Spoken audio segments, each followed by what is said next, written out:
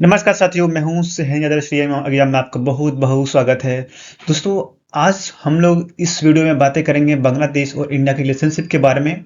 और नेक्स्ट जो बांग्लादेश में चीज़ें हो रही है उसके बारे में हम लोग बातें करेंगे, चर्चा करेंगे। दोस्तों, वो रिसेंटली कुछ ईयर पहले आप लोगों ने देखा होगा बांग्लादेश में सरकारें गिर चुकी हैं।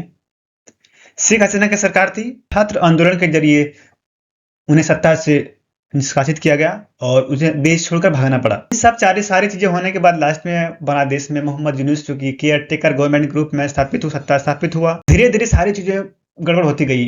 पाकिस्तान और बांग्लादेश का रिलेशनशिप धीरे धीरे बढ़ते गया और अभी जो कंडीशंस हो रही है दोस्तों, हिंदुओं के ऊपर अत्याचार हो रही है। इस अत्याचार में हिंदू मुस्लिम्स न जाने कितने लोगों ने क्या क्या बोला होगा हमारे इंडिया में, लेकिन तब आके फंसते जब बांग्लादेश में हिंदुओं के ऊपर ज्यादा से ज्यादा अत्याचार होती है, उन्हें मार के टांग दिया जाता है, जिंदा जला दिया जाता है। दोस्तों, अपना देश Bangladesh to scale back diplomatics presence in the India.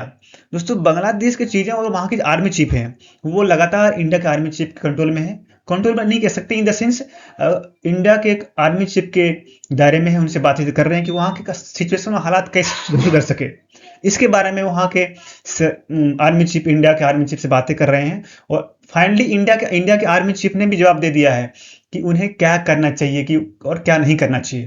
क्योंकि आप लोग यहाँ पर देख सकते हो कि बांग्लादेश अंतरिम गवर्नमेंट मोहम्मद यूनुस, वहां के जो फॉरेन अफेयर्स हैं, मतलब फॉरेन एडवाइजर हैं, मोहम्मद तौहीद हुसैन ने कहा कि जो ढाका में जो प्रॉब्लम हुई है उसको लेकर के काफी सिंसियर हैं। दोस्तों, ये कहना उनकी सिंसियरिटी को दिखाता है।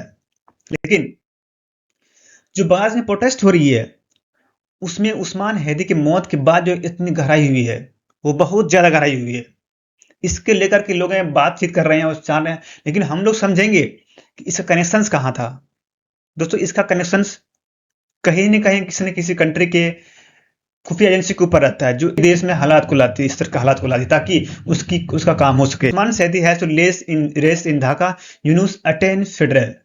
ओके दोस्तों, इंडिया को इन सब चीजों में सतर्क रहना होगा। इसलिए सतर्क रहना होगा क्योंकि हमारे इंडिया जो बॉर्डर है हमारे इंडियन जो बॉर्डर स्टेट्स हैं, हमारे इंडियन जो बॉर्डर स्टेट्स हैं, बंगाल, त्रिपुरा, जितने भी स्टेट्स हैं वहां पर बॉर्डर सिक्योरिटी अलर्ट हैं।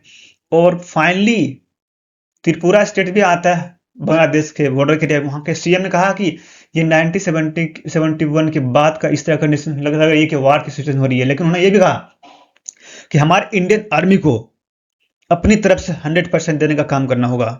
क्यों? क्योंकि वहां की हालातें हमारे इंडिया को इफेक्ट कर सकती है कि इंडियन बॉर्डर के ऊपर, इंडियन बॉर्डर के एरिया में वहां से लोग पलायन करने की कोशिश कर रहे हैं, लेकिन हमारे बॉर्डर सिक्योरिटी फोर्सेस ने अपनी कर्मठता से अपनी देश की हिफाजत करते हुए लगी हुई खड़ी हुई है। लेकिन बातचीत ही खत्म नहीं होती दोस्तों। बातचीत तब तक खत्म नहीं होगी जब तक बांग्लादेश में शांति नहीं होगी। क्यों?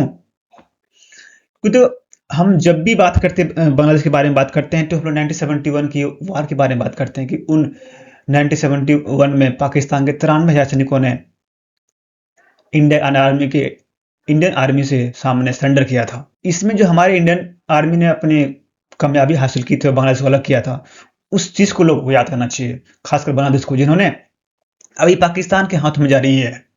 अब हमें यह देखना होगा कि हमारी गवर्नमेंट क्या करती है। दोस्तों, 1971 में जो इंडियन आर्मी ने mountain division played a decisive in operation in east Pakistan के ऑपरेशन में इंडियन आर्मी ने जो निभाया था वो शायद किसी वर्ल्ड के किसी कंट्री ने निभाया होगा। क्योंकि 93,000 जो सैनिक थे पाकिस्तान के, उनको इंडियन आर्मी के सामने घुटने टेकने पड़े। दोस्तों, आप यहां देख सकते हो कि बॉर्डर एरिया जैसे कि वेस्ट बंगाल हो गया, हमारे मिजोरम, मेघालय, असम, इन सारे स्टेट्स में हमारे इंडियन आर्मी के जो जवान होते तैनात है। और फिलहाल यहाँ पर हमारे आर्मी चीफ का भी कुछ ना कुछ बहुत बड़ा योगदान रहने वाला है। शायद देखने को मिलेगा, कुछ ना कुछ बहुत जल्दी देखने को मिलेगा कि हमारी इंडियन आर्मी ने कुछ बड़ी सी काम कार्रवाई करने जा रही है।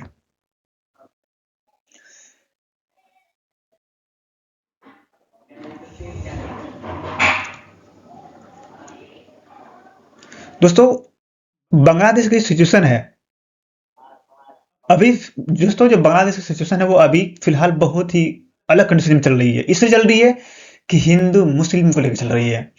लेकिन हमारे जो इंडियन के खुफिया एजेंसी, हमारे इंडिया का जो खुफिया एजेंसी है रो, उन्हें बहुत बड़ी काम हासिल करने वाली है और करेगी। आज के लिए इतना ही। हमारे चैनल को लाइक से और सब्सक्राइब जरूर करें।